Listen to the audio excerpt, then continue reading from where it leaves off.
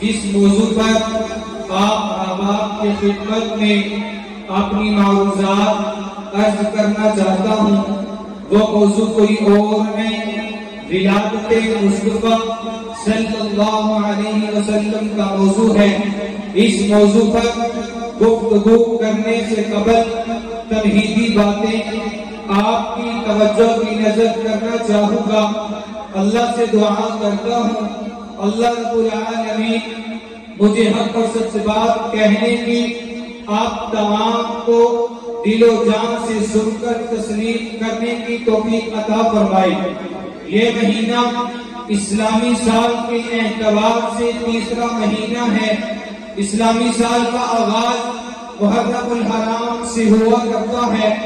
محرم الحرام کے اختتام ہوتے ہی محرم الحرام کے بعد جو اگلا مہینہ آتا ہے وہ سفر کا مہینہ ہے۔ سفر کا مہینہ اپنی اختتام کو پہنچتا ہے کہ ربیع الاول کی جھلک دیکھنے کو مل جاتی ہے، اور ربیع الاول دو الفاظ کا مجموعہ ہے۔ ربیع الاول میں پہلا لفظ لفظ ربیع ہے، دوسرا لفظ اول ہے۔ لفظ ربیع کو عربی لغت کے اندر دیکھا جائے تو بہار کو ربیع کہا جاتا ہے۔ دوسرا لفظ جو اول ہے، اول پہلے کو کہا جاتا ہے۔ اوورآل بات کی جائے ربیع الاول کا معنی یہ ہوا کہ پہلی بہار۔ ایک بہار کا وہ زمانہ ہوا کرتا ہے جس بہار میں کلیاں پھوٹنا شروع کرتی ہیں۔ ایک بہار کا وہ زمانہ ہوا کرتا ہے جس زمانے میں پھول نکلنا شروع ہوتے ہیں۔ ایک بہار کا وہ زمانہ ہوتا ہے جس زمانے میں درختوں پر پتوں کا نکلنے کا آغاز ہوا جاتا ہے۔ ایک بہار کا وہ زمانہ ہوا کرتا ہے جس سے زمین کے اوپر سبزہ چھانے لگتا ہے۔ اس بہار کے موسم کو ربیع الاول کہا جاتا ہے۔ ایک دوسری بہار بھی ہے جس بہار کے اندر پھول مکمل ہو جاتے ہیں، کلیاں اپنے جوبن پہ دیکھنے کو ملتی ہیں۔ ایک بہار کا دوسرا وہ زمانہ ہوا کرتا ہے جس زمانے کے اندر پھول اور پتیاں مکمل بن چکی ہوتی ہیں۔ اس بہار کے زمانے میں خوشبو کے انبار ہر طرف دیکھنے کو سننے کو ملتے ہیں۔ ایک بہار کا وہ زمانہ ہوا کرتا ہے مکمل زمین سے خزاں کا صفایا ہو جایا کرتا ہے۔ ایک بہار کا وہ زمانہ ہوا کرتا ہے ہر طرف یہ سبزہ لہلاتا نظر آتا ہے۔ اس بہار کو ربیع الثانی اور ربیع الآخر کہتے ہیں۔ ایک اور بھی تیسری بہار دیکھنے کو ملتی ہے، اور یہ تیسری بہار کوئی عام بہار نہیں بلکہ یہ حقیقی بہار ہے۔ یہ کیسی بہار ہے؟ ایسی بہار ہے کہ جس بہار کے آنے سے گلزار ہستی میں رونق آ جایا کرتی ہے۔ یہ تیسری بہار ایسی بہار ہے جس بہار کی آمد سے عدالت و شجاعت دیکھ کر استقبال کرتی ہوئی نظر آتی ہے۔ یہ تیسری بہار ایسی بہار ہے جس بہار کی آمد سے صدق و امانت کی کرنیں ہر جانب جگمگاتی ہوئی نظر آتی ہے۔ یہ تیسری بہار ایسی بہار ہے کہ اس بہار کی آمد سے فارس کا آتش کا داغ بجھ گیا۔ یہ تیسری بہار ایسی بہار ہے جس بہار کی آمد سے کسرا کا ایمان ہل گیا۔ یہ تیسری بہار ایسی بہار ہے جس نے روم کی عظمت کو قدموں میں لا بٹھا ہے۔ یہ تیسری بہار ایسی بہار ہے جس بہار کی آمد سے لات اور عزا کی عزت قدموں میں آن پڑی ہے۔ یہ تیسری بہار ایسی بہار ہے جس بہار کی آمد سے خود قدموں میں ماتم شروع ہو گیا۔ یہ بہار ایسی بہار ہے جس بہار کی آمد سے مصر کی شہنشاہی قدموں میں آن پڑی۔ یہ بہار ایسی بہار ہے جس کی آمد سے مصر کی شان و شوکت اور جلالت میں تزلزل آ گیا۔ یہ بہار تیسری بہار ایسی بہار ہے جس بہار کی آمد سے یہودیت منتشر ہو کر رہ گئی، ان کی اجتماعیت منتشر ہو کر رہ گئی۔ یہ بہار بھلا کیسی بہار ہے؟ یہ بہار کوئی اور نہیں، دو جہاں کے تاجدار۔ یہ بہار کوئی اور نہیں، یہ بہار دو جہاں کے تاجدار، کونوں مکان کے سردار، لا مکان کے سیاح بے مثال۔ یہ بہار کوئی اور نہیں، پیکر حسن و جوان، منبع تجلیات، مطلع انوار۔ یہ بہار کوئی اور بہار نہیں، یہ بہار گرد و رکاب کے شہنشاہ، آمینہ کے لال، محبوب رب ذوالجلال، صاحب الحسن والکمال، جناب محمد مصطفیٰ احمد مجتبیٰ، مدینے گنبد خضرا، فخر الانبیاء، سید الورا، شمس الضحیٰ، بدر الدجیٰ، راحم العاشقین، شفیع المذنبین، آمینہ کے لال، جناب محمد مصطفیٰ صلی اللہ علیہ وسلم کی آمد کی بہار ہے۔ یہ بہار تیسری بہار، تیسری بہار کوئی عام بہار نہیں بلکہ حقیقی بہار ہے، حقیقی بہار ہے۔ یہ ضروری نہیں حضور آ جائیں پھر تذکرہ کیا جائے۔ اٹھائیے نا قرآن کریم کو، سورہ آل عمران کی آیت نمبر 86 کو پڑھ کے تو دیکھیے گا، اللہ رب العالمین نے اپنے محبوب پیغمبر کا ذکر وہاں پہ کیا تھا جس وقت کونوں مکان کو بنایا نہیں گیا، زمین و آسمان کو سجایا نہیں گیا۔ اللہ نے اس وقت بھی اپنے محبوب کی تعریف کی تھی۔ کہیں پہ اللہ رب العالمین خود اپنے محبوب کی تعریف میں بڑھتے ہوئے یوں نظر آئے، کہیں پہ ارشاد فرماتے ہوئے نظر آئے، طٰہٰ کہہ کے اپنی محبوب کی عزت کو چار چاند لگا دیے ہیں۔ کہیں پہ اللہ رب العالمین اپنی محبوب کی عزت اور عظمت کو، مقام اور بلندی کو یوں بیان کرتے ہوئے نظر آئے۔ یاسین والقرآن الحکیم کہہ کے اللہ نے اپنے اس حبیب کی تیسری بہار کا ذکر کیا ہے۔ تیسری بہار کا ذکر آج میں اور آپ کرتے نظر نہیں آتے، بلکہ اس بہار کا تذکرہ دیکھنا ہے۔ آدم کو بنانے سے پہلے تذکرہ موجود ہے، آدم وجود میں آ گئے، اس تیسری بہار کا تذکرہ کیا جا رہا ہے۔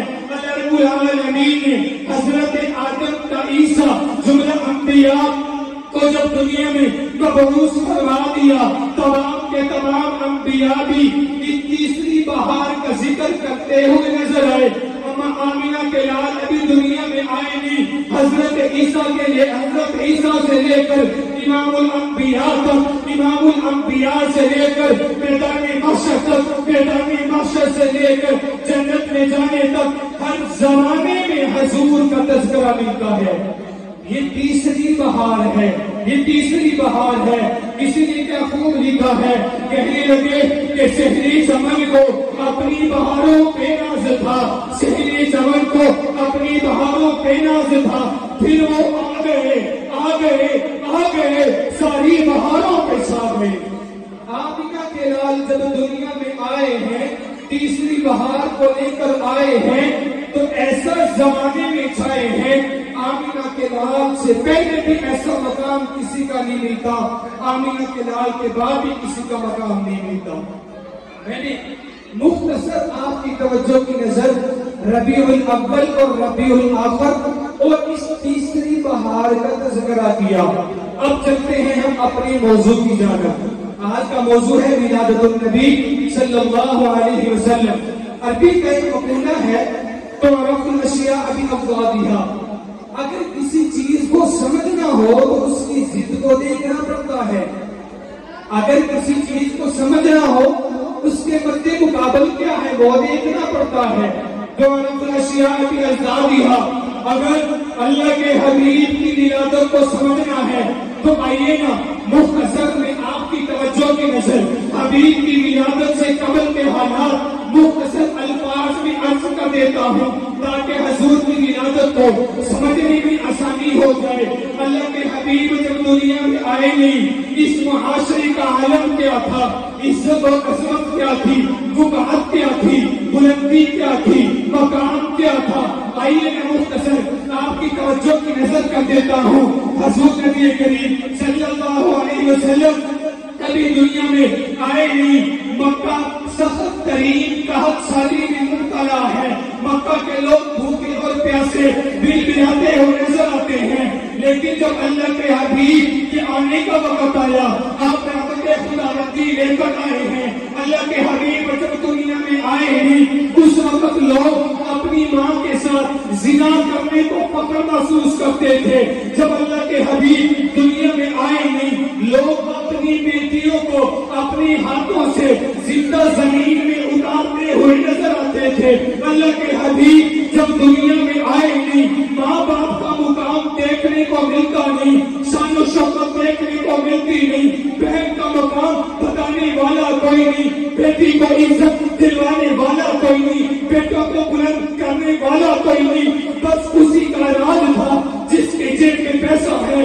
لیکن اللہ کے حبیب کے آنے سے قبل اور بھی چند ایک چیزیں ہیں۔ اللہ کے حبیب جب دنیا میں آئے نہیں، ہر طرف ضلالت ہی ضلالت ہے، ہر طرف اندھیرے چھائے ہوئے، ہر انسان گمراہی میں ڈوبا ہوا ہے۔ اللہ نے قرآن میں یوں اس بات کی وضاحت فرمائی ہے، لِيُخْرِجَكُم مِّنَ الظُّلُمَاتِ إِلَى النُّورِ، کہ میں نے اللہ کے حبیب کو، میں نے پیغمبر کو، مصطفیٰ کو، محمد کو جب اتارا ہے، اتارنے کا مقصد یہ ہے جو لوگ ضلالت میں پڑے ہو وہ اٹھ کر موج شریعہ پہ پہنچ جائے، جو لوگ گمراہی میں ہیں وہ روشنی میں آ جائیں، جو لوگ قدموں میں پڑے ہوئے وہ موج شریعہ پہ بھلا کیسے جا سکتے ہیں؟ آئیے نا، جب میرے اور آپ کی محبوب کی ولادت ہوتی ہے، اللہ کے حبیب دنیا میں آتے ہیں، اللہ کے حبیب دنیا میں آ کے رب کا قرآن سناتے ہوئے نظر آئے۔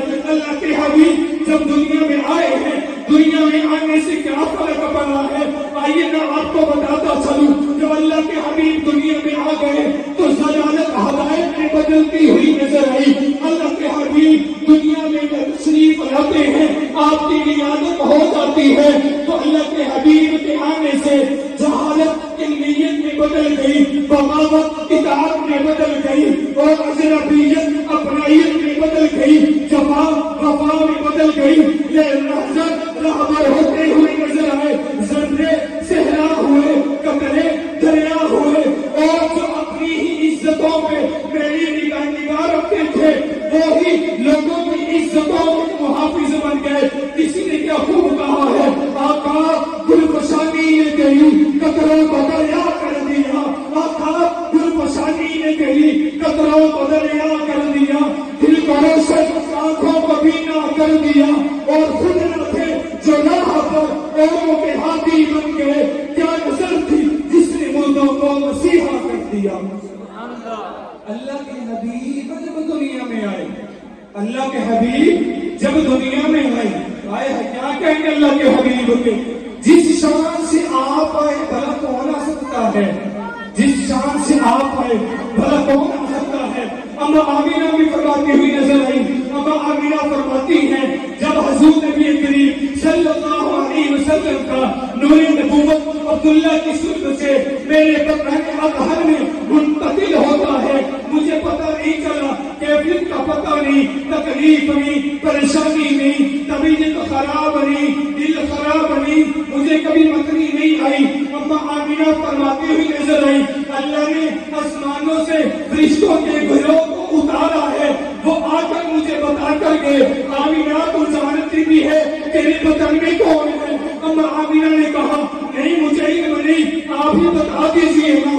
فرشتوں نے آ کر اما آمینہ کو بتایا ہے کہ اے آمینہ تمہارے پیٹ میں کوئی عام آدمی موجود نہیں، کوئی عام بچہ موجود نہیں، کوئی عام انسان موجود نہیں۔ اما آمینہ فرماتی ہے اچھا بتاؤ تو صحیح میرے بطن میں کون ہے، میرے رحم میں کون ہے، میرے پیٹ میں کون پڑ رہا ہے، ذرا مجھے پتہ بھی جو چلے۔ اما آمینہ فرماتی ہے ان فرشتوں نے مجھے بتایا کہ اے آمینہ تمہارے بطن میں جو بچہ ہے وہ کوئی اور نہیں، وہ آمینہ تیرا لال ہے، محبوب رب الجلال ہے، جناب محمد مصطفیٰ احمد مجتبیٰ وکیل گنبد خضرا فخر الانبیاء سید الورا شمس الضحیٰ بدر الدجیٰ راحب العاشقین ہے، شفیع المذنبین ہے، امام الانبیاء ہے، سید الاولین ہے، سید الآخرین ہے۔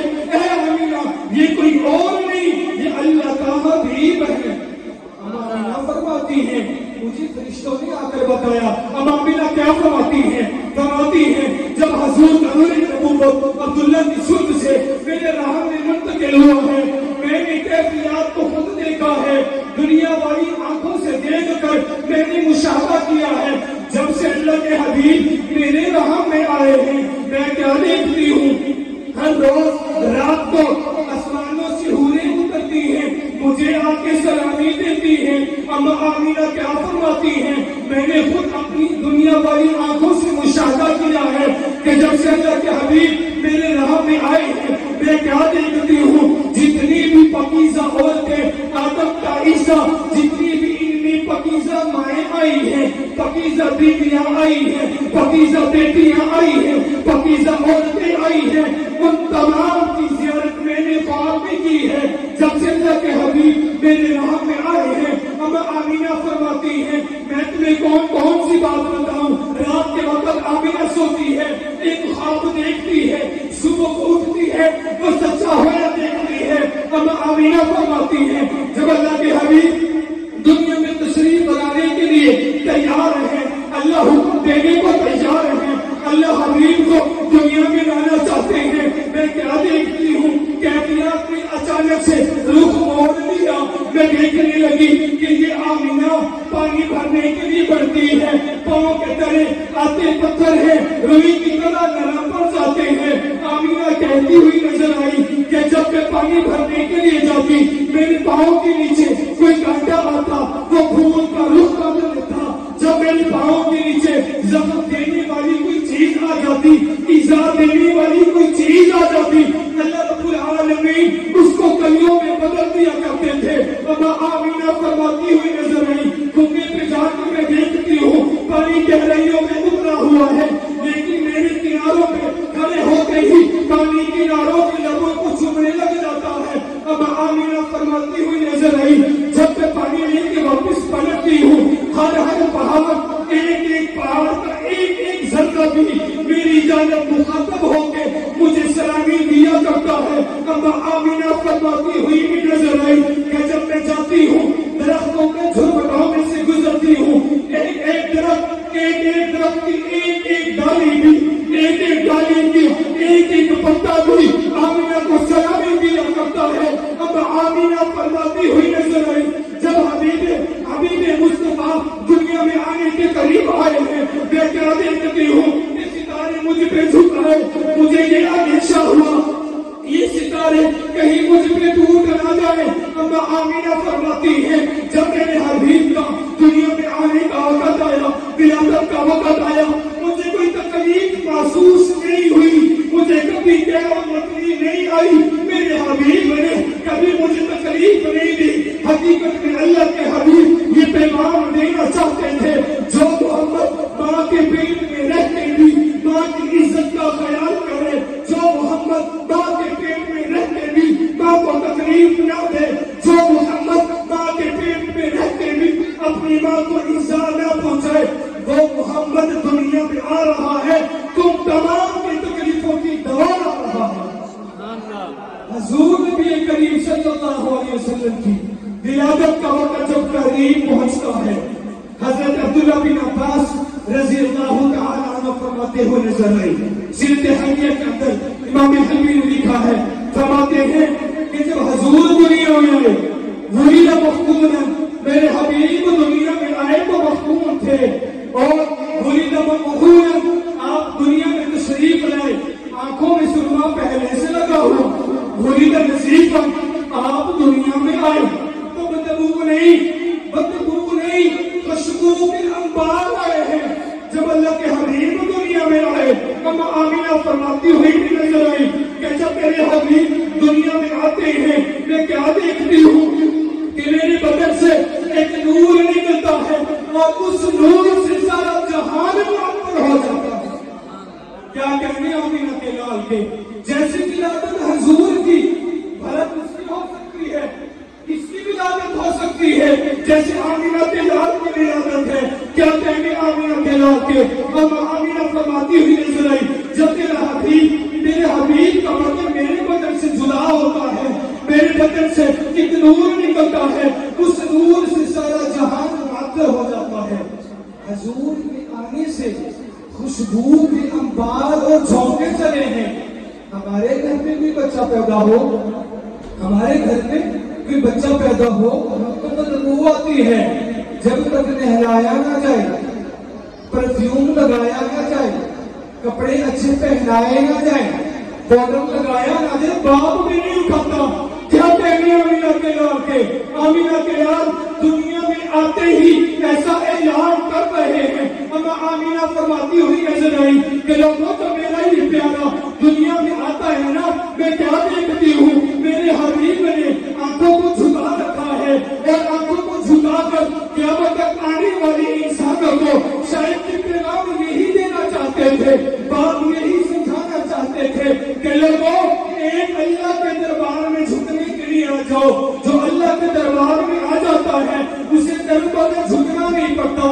کسی شاعر نے کسی بات کو کیا خوب لکھا ہے، کہتا ہے کہ یہ ایک سجدہ جسے تم گرا سمجھتا ہے، یہ ایک سجدہ جسے تم گرا سمجھتا ہے، 1000 سجدوں سے دیتا ہے آدمی کو نجات. اور حضور نبی کریم صلی اللہ علیہ وسلم جب دنیا میں آئے، حضور جب دنیا میں آئے تو کون سی شان لے کر آئے ہیں. ایک اور شاعر بول تھا، رہا نہ گیا حضور کا حسن دیکھ کے، رہا نہ گیا شان دیکھ کے، مقام دیکھ کے، بلندی دیکھ کے، لکھنے کو مجبور ہو گیا. لکھتا ہے حضور آئے تو صرف نے آفرینش پا گئی دنیا، حضور آئے تو صرف نے آفرینش پا گئی دنیا. اندھیروں سے نکل کر روشنی میں آ گئی دنیا. ستھرے چہروں سے زنگ اترا، بجھے چہروں پہ نور آیا. ستھرے چہروں سے زنگ اترا، بجھے چہروں پہ نور آیا. حضور آئے تو انسانوں کو جینے کا شعور آیا. یتیموں اور ضعیفوں کو پناہ مل گئی آخر، یتیموں اور ضعیفوں کو پناہ مل گئی آخر. حضور آئے تو سردوں کو نگاہیں مل گئی آخر. حضور کی ولادت جیسے ہوئی بلے زمانے میں کون آ سکتا ہے. حضور کی ولادت کے کیا کہنے، حضور نبی کریم صلی اللہ علیہ وسلم کی سیرت طیبہ کا کوئی ایک پہلو بھی اٹھا کر کوئی بھی انسان مکمل گفتگو کر ہی نہیں سکتا. اس وجہ سے کہ اللہ رب العالمین نے اپنے حبیب کو مقام ہی ایسا دیا ہے کوئی بیان کر ہی نہیں سکتا. حسن ہی ایسا دیا ہے کوئی بتا ہی نہیں سکتا. اس نے زبان ایسا قرآن میں رب نے خود بیان کر دیا. حضور کی آنکھیں ایسی رب نے قرآن میں بیان کر دی. کیا کہنے آمینہ کے لال کے، ابو میں رب ذوالجلال کے، کہ جب حضور نبی کریم صلی اللہ علیہ وسلم دنیا میں تشریف لائے تو دنیا کے اندر ایک ایسی رونق آ گئی. اللہ کے حبیب نے تمام دنیا کو زلازت سے اٹھا کر اوج سریا پہ یوں پہنچا دیا جو اللہ نے قرآن میں ارشاد فرمایا تھا، لِيُخْرِجَكُم مِّنَ الظُّلُمَاتِ إِلَى النُّورِ، کہ لوگوں میرا یہ حبیب تمہیں عزت دلوانے کے لیے آیا ہے، گمراہی سے نکالنے کے لیے آیا ہے، تم لوگوں کو اوج سریا پہ پہنچانے کے لیے آیا ہے.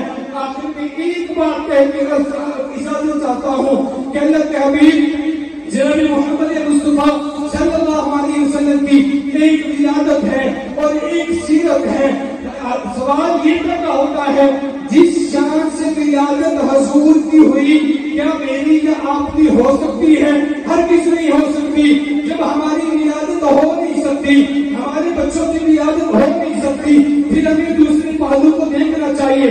دوسرا پہلو سیرت النبی صلی اللہ علیہ وسلم کا ہے اور وہ یہ کہ جس نے حضور کی سیرت کو پڑھ لیا، پلے سے باندھ لیا، حضور کی سیرت کو سمجھ لیا، پلے سے باندھ لیا، زندگی میں لے آیا، اب یہی انسان ہے جس کے لیے جنت کو سجایا گیا، یہی انسان ہے جس کے لیے حوض کوثر کو بنایا گیا، یہی انسان ہے جس کے لیے شفاعت کو بنایا گیا، یہی انسان ہے جس کے لیے مہنات کو بنایا گیا، یہی انسان ہے جس کے لیے اللہ رب العالمین نے اپنے محبوب پیغمبر کو دنیا میں مبعوث فرمایا. جس بندے نے بھی اللہ کے حبیب کی سیرت کو پلے سے باندھ لیا ہے، ہر وہ انسان کامیاب ہو گیا، ہر انسان کامیاب ہو گیا. دونوں جہان میں کامیابی پانے والا یہی انسان ہوگا جو انسان پلے سے بات کرے گا. آخر میں ایک بات کہنا چاہوں گا. تاج و تخت ختم نبوت، تاج و تخت ختم نبوت، شان محمد مصطفیٰ زندہ باد، شان محمد مصطفیٰ، شان محمد مصطفیٰ، نعرہ تکبیر.